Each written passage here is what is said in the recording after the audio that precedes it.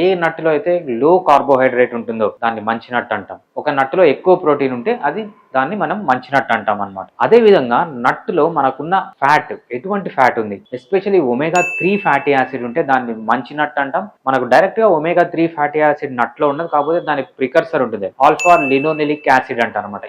ఏ నట్టులో అయితే ఈ యాసిడ్ ఎక్కువ ఉంటుందో, ఒమేగా 3 ఫ్యాటీ యాసిడ్స్ ఎక్కువ ఉంటాయో దాన్ని మంచి నట్టు అంటాం. అదే విధంగా నట్లో ఏమి ఉండాలంటే మంచిగా ప్రోటీన్స్ ఉండాలి, మినరల్స్ ఉండాలి, విటమిన్స్ ఉండాలి. ఆల్మోస్ట్ ఆల్ నట్స్ లో మంచి ప్రోటీన్స్, విటమిన్స్, మినరల్స్ ఉంటాయి అనమాట. సో ఇవన్నీ ఉన్న క్యారెక్టర్స్ మంచి నట్టు అంటాం. సో చెడు నట్ ఏంటి? చెడు నట్ అంటే మెయిన్ గా కార్బోహైడ్రేట్ ఎక్కువ ఉన్న నట్టు. కార్బోహైడ్రేట్ ఎక్కువ ఉంటే ఏమవుతుంది, అది మీ బాడీలో కొలెస్ట్రాల్ లాగా కన్వర్ట్ అయ్యి హార్ట్ లో బ్లాక్ చేస్తుంది. అదే మీ సబ్కుటేనియస్ ఫ్యాట్ లో అంటే మీ స్కిన్ కింద డిపాజిట్ అయ్యి మీకు ఒబేసిటీ తెస్తుంది. అదే బెల్లీలో కూడా డిపాజిట్ అవుతుంది అనమాట. సో ఏ నట్టులో కార్బోహైడ్రేట్ ఎక్కువ ఉంటుందో దాన్ని బ్యాడ్ నట్ అంటాం.